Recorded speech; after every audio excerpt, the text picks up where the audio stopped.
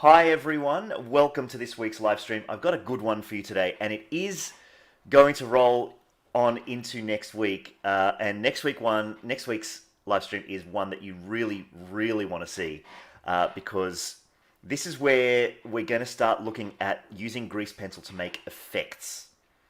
Not only effects, but stuff in 3D space. So far, we've been using grease pencil to do a lot of 2D stuff. But and it still works. I mean, check this out. Okay, I've got it's Baker from CG Cookie, but dressed as a certain Capcom character who has a certain blaster, and I needed to create this blast effect, right? But this blast effect is actually in 3D space. Okay, so it's not. What I'm going to show you today is how simple it is to set this up. So like from this angle, it looks great. It looks like I've got this perfect perspective on my my kind of sonic boom rings and all that sort of stuff. Looks great, but I'm going to show you how simple it is to set up. So I'm going to start with a default, like a general Blender default. So we're going to go from absolute scratch just to show you how easy this is. And all hail the much respected ritual of deleting the default cube. Right, I'm probably going to have to get... Oh no, my screencast keys are there. Let's bring up the visibility on... No, not the shadow. The color. There we go. So we can see our screencast keys. Let's see, Z. Yep, okay, good. That's working. Are we using any add-ons for this stream? No. This is, you can open up Vanilla Blender and do this, all right? This is just grease pencil inside of Vanilla Blender. So, default, and we will begin by, look, we'll go into front view, or even some sort of a perspective view, because we want to sort of see what happens when we draw in 3D space. And we will add Shift A blank grease pencil object. Now nothing shows up, but we've got that familiar little orange dot in the center showing us that we do indeed have an object. And now we've got some object data properties for our grease pencil. We have a grease pencil layer. Don't need to read any of this because we're just going to be using the one. And in materials, we've got a single material called black, but it's also got this dot stroke material created as well. But we're just going to be using black. The reason it creates these materials is then if we go into draw mode, we've got all of our default brushes. Okay, not going to be using any special brushes as well. Yes, so we're going to select ink pen. We've got our black material, and we definitely want to have our color attributes set on. So we'll go over to Tool, and so we can see our brushes here in the side window. Now, to access this, you can just hit the N key if it's not up, but it should be up by default. And we'll go into Viewport Shading Material Preview to start with. Now, I am using the Eevee Render Engine. That's just our default. And we're going to be drawing on this layer. Now, I think I want a white color because we just want to have these nice blank colors. And I'm also going to point your attention to this part up here where we've got the stroke placement. Right now it's at origin. We can also place it at 3D cursor, but we'll just leave it at origin. And in the view for the drawing plane. Now, the drawing plane is really important. It's automatically set to view, and so generally in a illustration or animation, a 2D animation setup, the camera is looking straight directly front, and so you don't really notice that you're working in your view screen. So if I was to say draw, right, like this, and then I spin that view around, can you see how it's drawn in the angle that that we were looking at? You can also set that view to something like, let's say, front XZ. And so if we draw, right, don't make me a liar. There we go. You can actually see how it is only drawn. Oh, sorry. Yes, I've done it again, haven't I? Thank you. Magnifier app.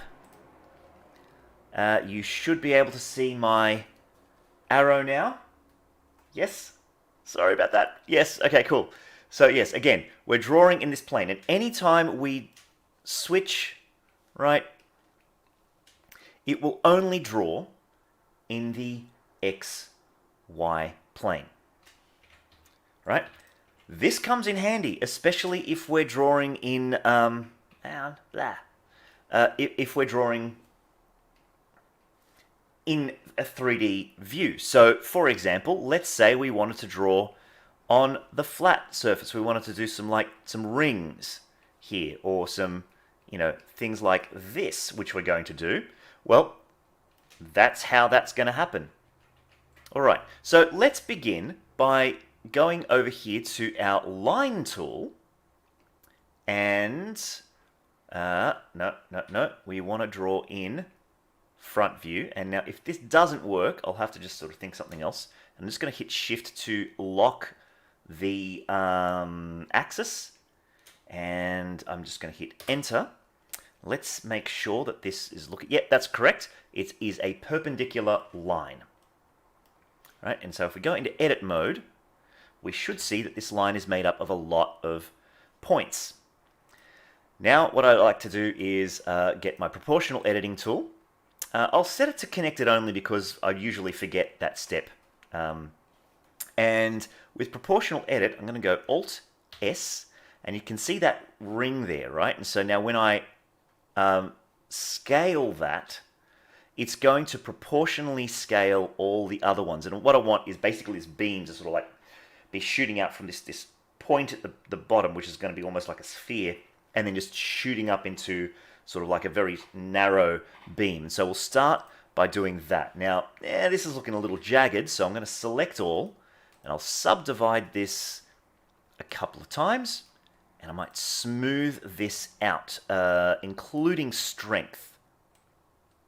So now, oh no, we don't need to do strength. We do need to smooth out thickness. And the top one, maybe we'll bring that down a little bit further, and maybe we'll just make that even larger. And now we can sort of get, this is the beginnings of our blast, okay? And all we've done that is with just a line. So next, let's get a circle in there.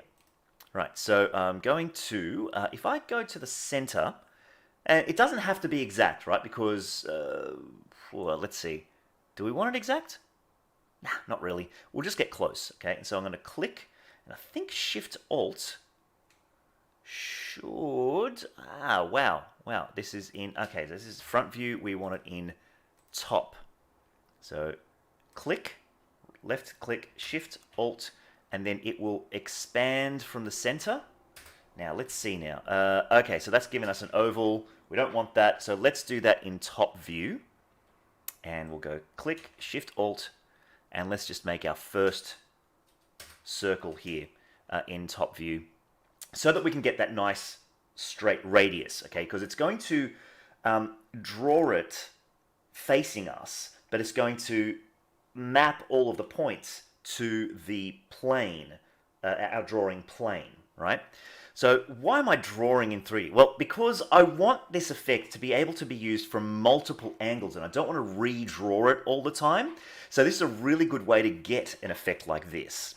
Okay, so now we've basically got a circle and a stick, and so now what we can do with this circle is do things like this. Okay, I'm going to go Alt-S, and let's make this circle a little bit thinner, and let's duplicate this, Shift-D, right, and right-click or whatever to deselect. Let's go S to scale, and I'll bring this down. I'm going to make myself another material, and this one's going to be a solid material, so we can have some stroke materials, some solid materials.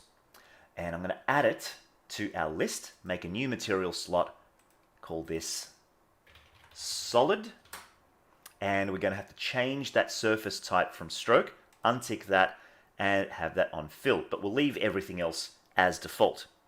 Now I'm going to hit, because I'm still in edit mode, I'm going to hit assign. This works just like any other place in Blender. All right. And so we're starting to get the look of something that's like a blast, and because it's all in the same coloring, it should all kind of blot out. And so now we can get a little creative. I'm going to start, I think I want to do some drawn lines here. So I'm going to go into front view. Okay, and in draw mode, I'm going to select a different pen here. In ink pen, the ink pen rough. And make sure that that color is set to white as well. And we're in drawing, and we're not in solid, we're in black. There we are. And so let's see. Yes, it's nice and jagged. Oh, obviously, our view is top. Let's just go to view here. I want this even more rough. So I might, usually I duplicate the pen and then save it. But in this one, randomness, radius, pressure, and line, and a little bit of jitter. Let's see now. Oh, that may be a little bit too much. Maybe if we bring that down. Nope, not yet. That's too little. Strength. Let's just have the... No. How do I get that jittery effect without having it too... Nope. Maybe we need it on the strength there. Radius. Let's thicken that up. Okay, look, it's... It's not working the way I want it to. Let's try this. See, it's just too jittery. It's just way too much. What I want is something that's just a little bit... Yes, water droplet and ripples, absolutely. So maybe if we randomize that. Pressure sensitivity. Is that... No. It's just too strong. Why is it too strong? So let's just play around with this. Nope. Really high. There we go. That's what I wanted. Okay. Let's erase that. We'll erase the stroke. Why do I want to use this pen? Jitter value at 0.1.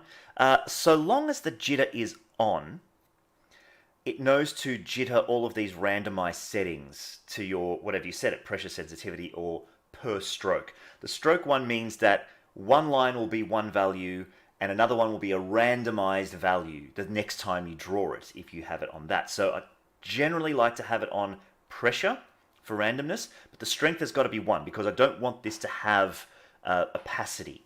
And so then what I want to do is I might just bring up my brush size quite considerably, and I'm going to draw this sort of like electric bolt type thing. And now in edit mode and in 3D space, yep, we're connected only. I'm going to grab this and I'm going to make it look like it's a bit twisted around this beam. So I'll just bring this around like so, and it can be nice and random. Okay. Okay, so that from different angles, it should... it's not random enough. That's the thing, you know, I kind of want this to be a bit of a spiral.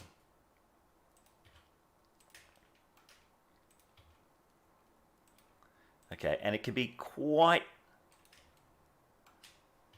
random, right? And then this is where I really like to see how the proportional fall off has got more than just a smooth setting. And one that I really like to use is random. Watch this. Select that, and I select, shift select a couple of points. And now I'm going to go Alt S, and I'm going to scale, right? And now what it does is it scales each point adjacent at some sort of a random value, right? And maybe that's a little too strong, and I'm still wondering how I can reduce that. So maybe if I bring this right down. Okay, so it's just going to do those. Man. Right. Going to keep it on smooth, and I'm just going to go, okay, that. But yeah, that's one thing that you can try. Maybe it's because it's already randomized.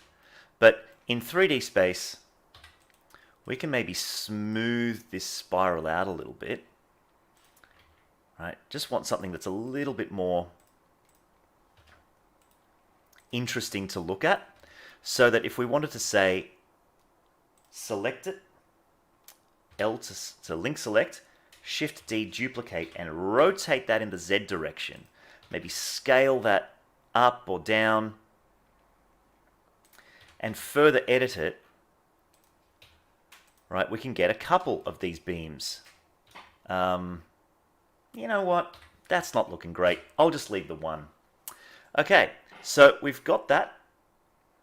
You see a glove. Yes, this is my smudge guard. I don't leave home without it.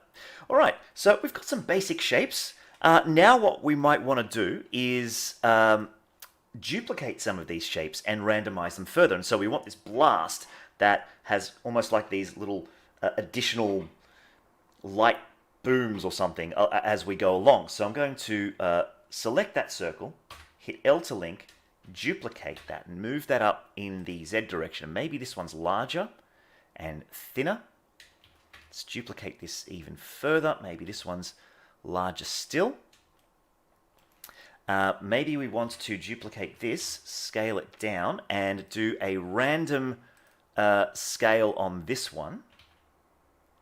Okay, yeah, it works better on this one. So we can, I'm just selecting one point, and the proportional fall off connected only is set to random. And at any time, you can just sort of do this sort of random thing. And so now we've got this lovely kind of random circle there as well. Now, the other thing I like to do,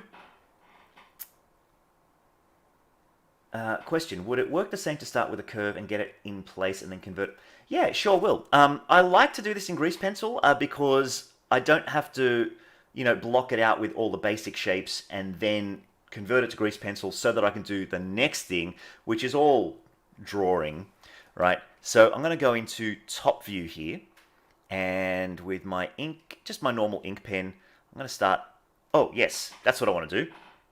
Right, I want to introduce guides. So the guide here, enable speed guides. Enable, and I want my guide to be radial. And I want the reference point to be the cursor.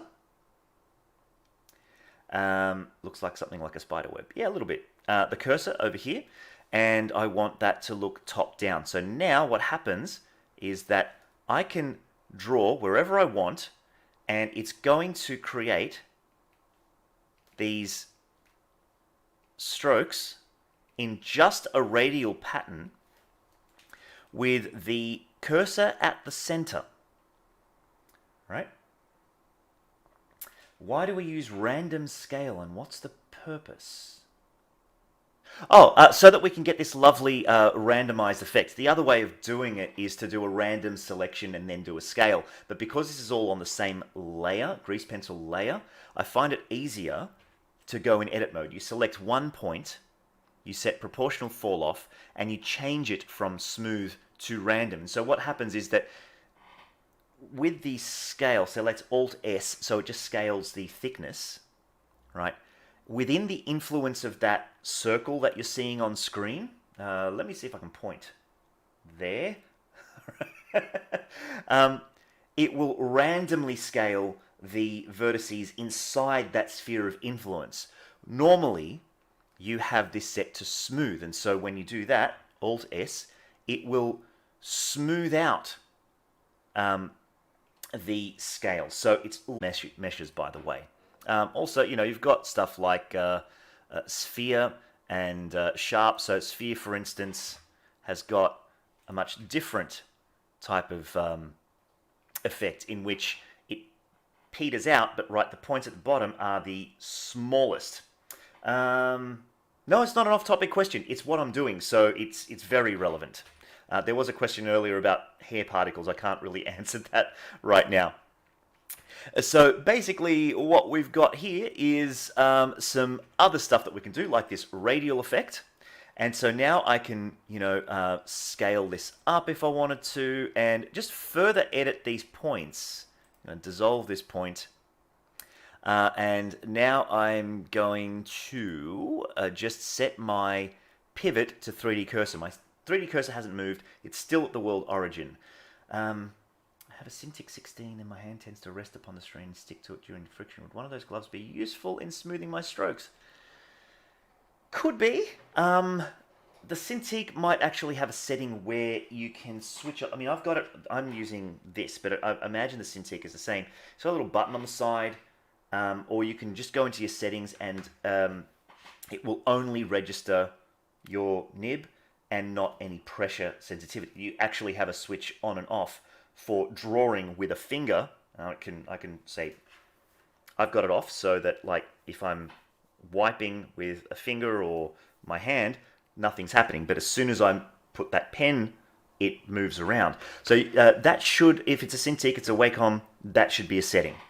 All right, so with 10 minutes, I want to get onto the effect itself. So let's just edit some of these. Okay, and maybe what we might do is also go radial, cursor, but this time we'll do it in the view drawing plane. And what happens now is that whenever I draw radially out, this is what's happening, right? We're getting them off of the view plane, and now we can sort of do things that are a little bit more interesting. No. It's starting to freeze a little bit, so I'm going to have to use my... Right? And we can get these sorts of sparks that go in various ways. And so now we can really happily draw in 3D space by, shift... I've got it set to shift middle mouse. And we can sort of add some of these crazy spark effects that are coming out. Just keep turning around, and it just makes that even more random. Okay? And so long as we're working in the correct plane, because we've got one that's coming back here, and we can just sort of maybe edit that out. Right? We're starting to get a really nice blast effect. Okay? Now, you can go to town with this. You can do things like, let's say I wanted to draw more circular stuff, but just arcs. Okay? Instead of adding a circle, I'm going to go to draw mode, guides. Instead of radial, I'll go circular, but I'll keep this on the cursor, and I'll set my view back to top. Right? And now, when I draw, what it's going to do... it's probably best that I do it in this view. Right?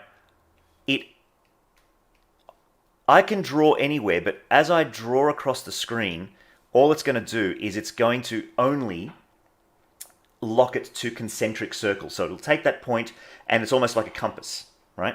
And you can do that fairly randomly. And what's great about this is now I can go into edit mode, and then let's say we do a proportional fall off. Change the thicknesses of some of these. Okay, let's go to median point. We want it on smooth, not sphere. So at any point, if you want to reverse this, I'm going to select all of those. I'm going to go normalize thickness. And now it'll give us that. So I'm going to... is it going to work? Probably not. So let's... because they're all selected. So let's just select one, and let's increase... Right, that. Okay. And, your usual scaling in and scaling out also works, right? So we want to scale that in a little bit, let's say, okay? And then we want to, look, you know what? I'll leave it on that plane. All right, so now, look, we can keep tinkering even though we're going to add this effect. What are some good grease pencil add-ons? There is already one in there. I don't think there's... Look, I might... If I find some, I'll put them in the notes below this video as I come across them, because there are a couple, they're just not coming to mind right now. Okay, so we've made our blast. Now we want to make it look nice and glowy. So this is when we go into our visual effects properties. And to see this, we need to be in viewport shading. And this also works either in cycles or Eevee. Now, remember, our default scene also has this point light, which we'll get to the simple question, Kelly. That's because the grease pencil object doesn't use like an emission material. It's got its own grease pencil setting. But what we'll do is we will fake it with the lights. So let's go ahead and add this effect. This is different from a modifier. Effect will affect the entire grease pencil object. Modifiers, you can actually pinpoint or isolate the modifier to a particular layer or even a material. Effects work across the entire thing. So let's go glow, right? And already you can sort of see what it's doing. And I'm just going to open this up so we can really see what's going on. I'll just click away so we can see a little bit better. We're going to use the luminance factor. GP animated desk has a sidebar that switch. Oh, there's a good one. Okay, cool. I will make a note to put that in the notes. All right, so we've got the glow color, which is this kind of bluish tinge, and we can change the color.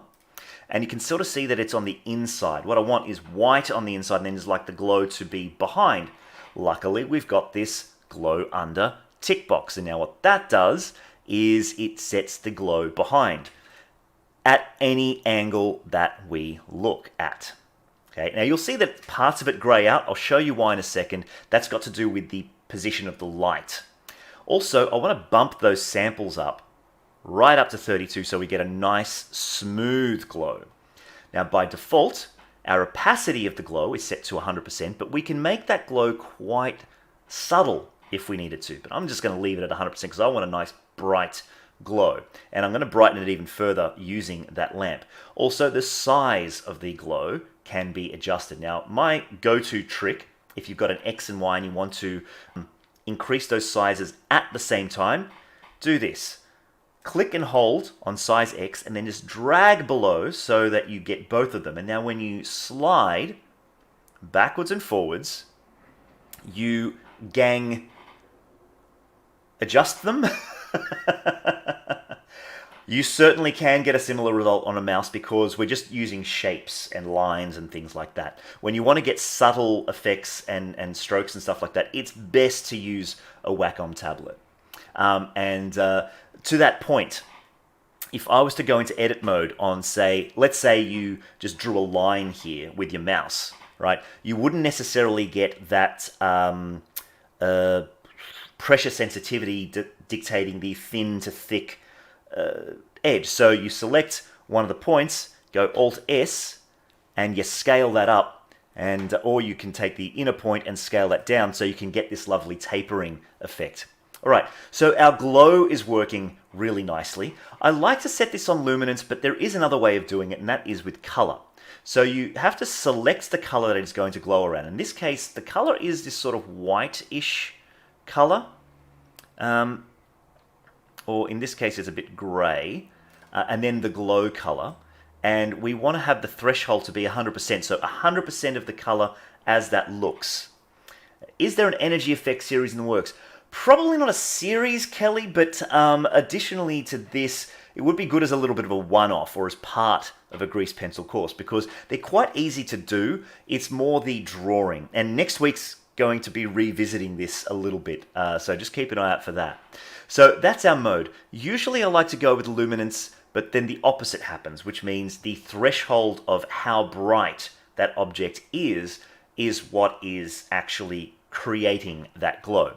And so you'll notice that the luminance of this object is a little bit different in different parts. And that's because of the placement of this lamp. So let's quickly look at the lamp before we have to call it a day. Okay, we've got this point lamp. It's quite powerful at 1,000 watts.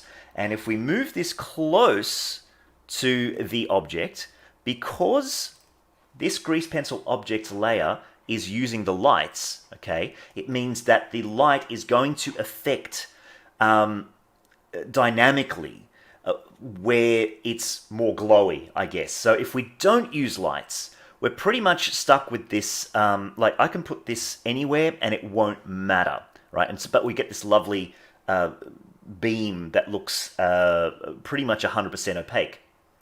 But with use lights, it means that we can do things like this. We can bring this right down to the base. Maybe we duplicate it and bring it up, and maybe we drop the power, right? And so now with lighting, we can further affect the glow, right? What I don't like is this method means that this,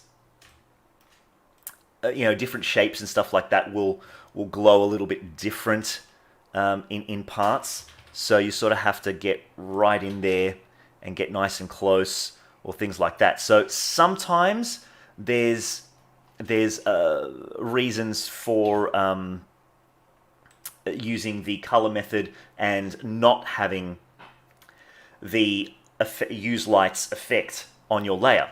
But now, could it be animated with a build modifier? It certainly can, right? Now, this means that at any angle, we get this lovely glow. So we can look at it straight on, which doesn't look great, but at an angle, it looks amazing. So let's just go back to that baker, right? So here is one I prepared earlier, all the same methods. And now all you have to do is bring that object in line with your drawing. This is a little bit over, and then you angle it. And so like if I was to remove that angle, okay, this is, yes, we're still live, and I'll be stopping real soon, right? This angle is, we're looking through the camera. So front on, it looks very, very flat. So this is when we begin to rotate it around, and even in the Y direction, no, rotate Y? No, rotate X. There we go. So that we can move it in to the position that is better with the drawing, which is a 2D drawing for now. Stay tuned next week. We're going to go into 3D. But then this can be angled at, in any instance. Now, I've got a couple of sketches here, right? I'm just going to bring these up to illustrate the point. Illustrate. I see what I did there. I'm just going to make the world color a little bit brighter so we can see these sketches. Or, the other way around. I'll take the sketch and I will make this sketch layer adjust to dark, and let's bring that up so we can sort of see my sketches, right, for the other ones. I can take this and I'll duplicate it to illustrate the point, move it over here, and now by rotating it, right, we use exactly the same blast, but on this illustration, okay, it looks different because the angle is different. But all those circles and all those beautiful beams and everything are just like shooting off in the right direction. That's why I like to do these effects in 3D space. So, all right, is the color management set to filmic? I was wondering because the effect looks so great at the beginning before you amped up the lighting. Good question. Yes, in the default setting, it would have been. Let's go back and look. Here's my default. Let's go to our, what's it called? Render properties, color management. Yep, you're absolutely right.